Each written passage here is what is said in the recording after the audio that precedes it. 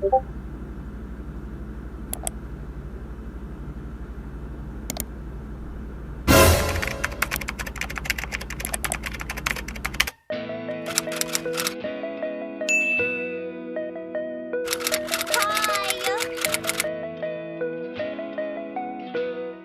everyone, welcome to the office.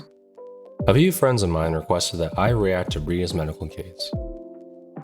Now, even though I am a primary care doctor, just like the doctors that Bria saw, this video is intended to be educational, maybe mildly entertaining, and strictly not diagnostic. Alright, let's begin. Okay, we start out 4 years ago. I started streaming and I got a heart rate monitor, and people looked at my heart rate being like 160 and they're like, that is not good. You should go to the doctor. Eventually, after like a year, I got peer pressured into going to the doctor. The doctor was like, I don't know, drink more water and then come back and then we'll see how it is. And I went, okay, cool. And then I didn't do that, and then I just didn't go back to the doctor, and that was it. Alright, so what's going on here? Why did her doctor recommend drinking more water? Was that negligence, or was that actually real?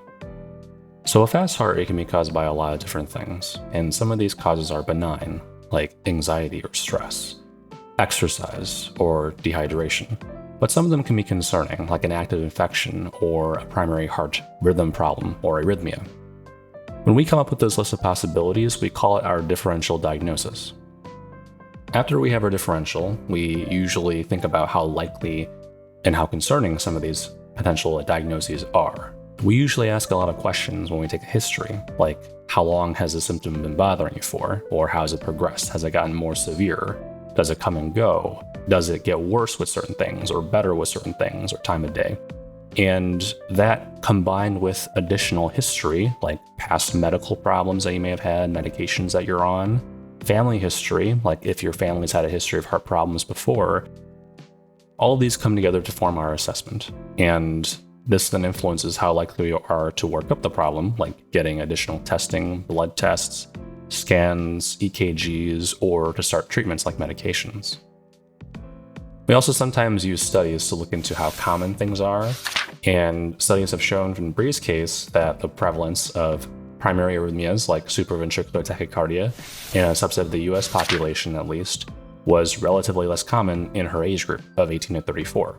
So I don't know if that doctor had this study or a similar study. And I also don't know what Bria's history was at that appointment because we weren't there. But based on what Bria was told, it sounds like that doctor was not as concerned for a more alarming diagnosis like an arrhythmia, and opted to forego testing in favor of trying something conservative first, like encouraging Bria to drink more water. At the end of the day, it's kind of hard to tell if this was the right move or not, because we don't have all the information. It's not totally unreasonable, in my opinion, at this time. But let's keep going. Wait, what's going on? A patient's here now? Shoot. I gotta go see the patient, I'm so sorry. How about you watch this next part without me? And so I continued on with my life, but then this year I finally decided to go to the doctor and figure my shit out. Partly because there was like a 3-month period where I couldn't breathe very well, and that was probably also related to my like heart issues. So I finally went to the doctor and I was like, my heart is really high, and whenever I do anything, my heart goes really, really high really quickly. And my doctor was like, okay, I don't believe you. It's probably anxiety though. And I went, I don't think so. I came back to another appointment and they gave me an EKG, and my heart looked chill, and she was like, yeah, your heart's fine, dude, it's just anxiety. And then she gave me a Holter monitor, which basically is just like a heart rate monitor that they just like tape onto you for a few days. I fucking peaked at 120 for some reason, just kind of like in my sleep. I was at 188 for a while.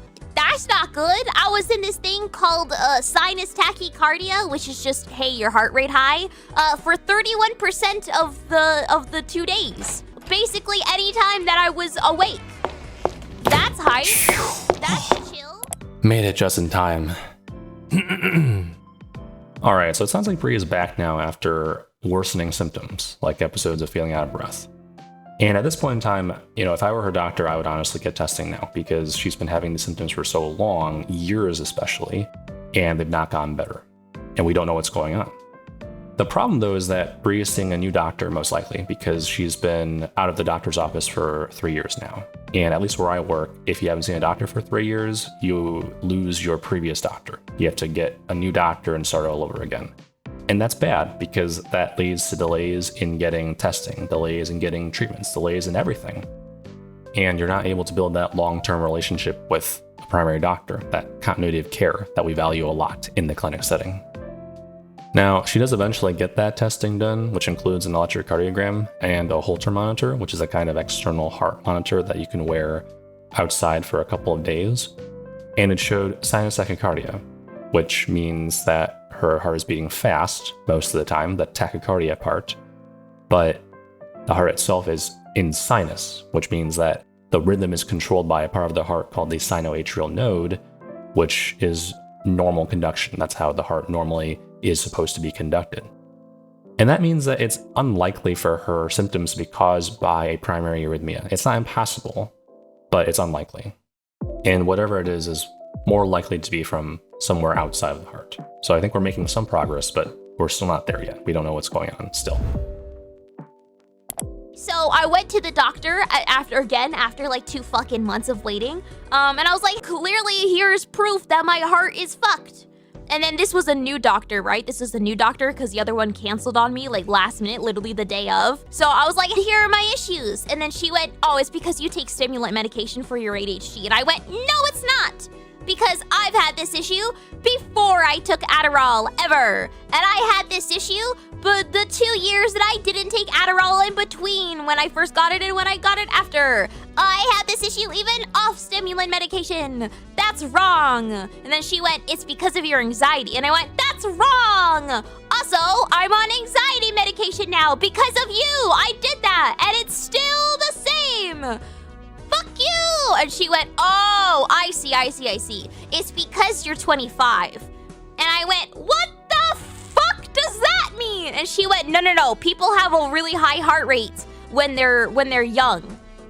And I went, okay. No.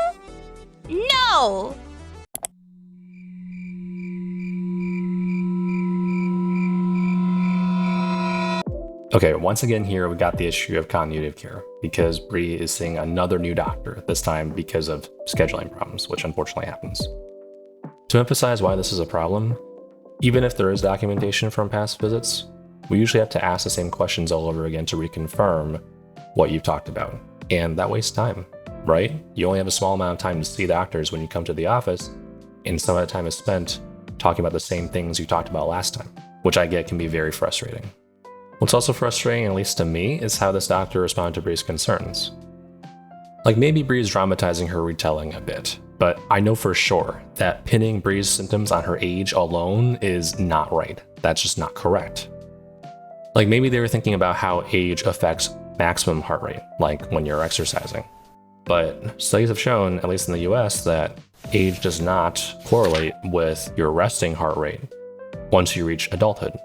So it's not relevant here. I don't know why that doctor brought it up, and I'm just as surprised and upset as Bri was hearing about this because it's ridiculous.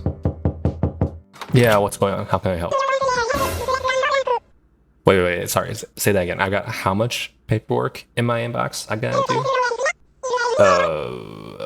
Okay, I gotta go do this. I'm so sorry again. How about you watch this next part without me again, and I'll be back later, all right? That's bad. And she was like, fine, if I have to, fine, I guess I will go contact a cardiologist, a professional, a heart person. I will go contact them, and they will do an e-consult, which just means that they look at all of your file shit. They look at all of your stuff, and then they just, email me back with what they think. Oh, e-consults. Actually, we don't have that here. I either have to know someone personally to call, or else put in a referral and hope that it goes through after a few months. Oh, I'll be right there. Sorry. I just heard something exciting about e-consults. And I went, oh my god, do I have an image for you guys today? So, Here's notes shared by my provider. So the initial question sent is, should the patient be on medication to control episodes of SVT? I don't have that. Every test I took, it was like, hey dude, you're actually really chill with your heart. Your heart is just way too fast, but like your heart other than that is totally fine. Should we take additional testing? And then the recommendation, 25-year-old woman with palpitations. That's me. No documentation of any SVT on the Holter monitor or EKG. We're looking at our average heart rate. It looks pretty consistent with POTS. You should go figure that out with a definitive diagnosis, but it looks like POTS. But hey, if there's any more recordings that look like SVT versus just the thing that she's in constantly, you should forward that. You should forward that on. Here's the rationale. She has palpitations and then elevated heart rate when standing. But there's no fucking documented SVT or any other arrhythmia on the Holter monitor. Where the fuck are you getting SVT from? I'm paraphrasing for them. Contingency could be referred or tried on medication if there's documented SVT by rhythm monitor. You can put her on medication for SVT if it fucking exists, you dumbass. Anyway, there's an ongoing research trial, blah, blah, blah, blah, blah, about POTS. It's just talking more about POTS. And then my absolute favorite thing at the very bottom is time spent in this consultation, 15 minutes. That means, let me just do a fun recreation of this here. Okay, we're gonna pause it here and pass on the live demonstration because I can tell Bri's getting a little heated about it, which, you know, I get it after all she's been through. All right, let's break down this note and go over Bri's reaction to each part. Okay, so the first part is the question. All referrals or consults come with a question attached for the specialist to answer. Her last doc asked about SVT, which Bri immediately hones in on, arguing she doesn't have SVT. Now, I'm inclined to agree with her, but we weren't there at the appointment, and we don't know exactly what that doctor is thinking. It's also possible that the heart monitor didn't catch SVT because it was only over a couple of days and it was just over a too short period of time. So maybe that doctor was thinking, maybe all the other docs were missing out on this arrhythmia and we should look into this further. So I know that's out there and it gives that doc a lot of benefit of the doubt, but I can kind of get that kind of thought process as a doc myself. The recommendation is what the consultant is recommending the primary care doctor to do based on the evidence that's available. And it's true, the evidence we've got so far still only shows sinus tachycardia, as far as we are aware. But the thing I take away from this is that the cardiologist isn't dunking on the primary care doctor for not realizing this. They actually they request the primary care doctor to please send in any information that has SVT if that exists, because it would fundamentally change their assessment. Like, they would definitely say something differently if that evidence was there. And sometimes there are issues with the charting on computers and things don't show up, speaking from personal experience. So that cardiologist was thinking, well, maybe there is something out there that we just don't know, that I just can't see. And if you do know it, primary care doctor, please tell me, because that will change things. The rest of the note explains their thinking and rationale and offers next steps. The note mentions POTS, or postural orthostatic tachycardia syndrome, which is a bit tough to explain, but it's basically when your nervous system, the autonomic nervous system, doesn't work right. And the nervous system tells your body to do a bunch of odd and incorrect things, like increasing your heart rate. And I do want to point out that the cardiologist did not definitively diagnose Bri with POTS. They only mentioned that it sounds like POTS, possible POTS, but they didn't actually diagnose her. And the reason why is because in order to actually formally diagnose someone with POTS, you have to do a more involved test, like a tilt table test, where they strap you to a mechanized table and they hook you up with a bunch of monitors, and then they spin you forward and around on the table. And if your vital signs change enough to meet criteria for POTS, then you're formally diagnosed. The problem is that the table itself is expensive and specialized. Like, I don't have it here in my clinic. I can't do this here even if I knew or was suspicious about POTS. Usually only like a specialist, like a neurologist, or even a subspecialist, like a dysautonomia clinic, would have this equipment. And that's why the cardiologist recommended that Bri be referred to those places. Also, I just want to clarify that 15 minutes is a good amount of time in the doctor's office, right? Like, I get 15 to 20 minutes for my patient appointments, so that cardiologist spent the equivalent of a full patient visit thinking about and going over this problem for Bri. And it's on there not to throw shade at the primary care doctor for, look how little time I spent. It's on there because it's one of the ways that we outpatient doctors in clinics get paid for our time spent, right? We get paid based on how much time we spend or how complex the medical problem is. And we have to document how much time we spend if we use the time-based billing. So, I don't think you should go to the doctor anymore.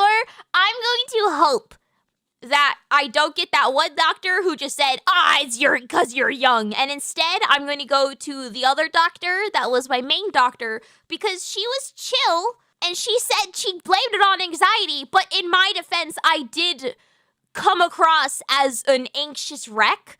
And I did mention repeatedly that I did have anxiety because she was asking about it. So I cannot blame her too much. If she is a little bitch baby and she doesn't do anything with what the cardiologist literally gave her, I am going to blame her. And she is a little dumb, stupid bitch. That's actually pretty reasonable. Yeah. So to summarize, Bri's case features delays to diagnosis, which happens rather often. And other doctors have identified through studies and investigations that there are a lot of factors that go into this, and Bri was unfortunately affected by a lot of them. And these include seeing different doctors each time, that loss of continuity of care, time constraints when you do come in because your time is wasted repeating the same stuff over and over again, and then delays in coming in, getting rescheduled, or having months out to your next appointment. The main takeaway for everyone in general is to stick with advocating for yourself, especially if you're concerned or suspicious about your symptoms and the diagnosis that you got. We doctors only get to see you for a small part of your life, and so much of what we have to figure out with comes from what you tell us when we talk to you. I get it. The whole process is really frustrating because you don't have a lot of time to talk to us when you do come to see us, and some of us doctors don't do a great job of talking and communicating and listening to you. These are all huge problems, but I feel like getting upset and angry and yelling at your doctors and taking it out on your doctors is not the best way to work together on that. I'm glad that Bri recognizes this, at least in part, that the first doctor she saw after that 3-year break was mostly fixated on her anxiety because that's how she presented herself, and that was most likely what she had answered in response to questions about her health. I'm happy that she is willing to give that doctor a second chance. And I think that's the lesson learned here, is to find a doctor who works well with you, advocate for yourself, and stick with that doctor for the continuity of care so that both you and your doctor can work together to solve your health problems or to keep you healthy.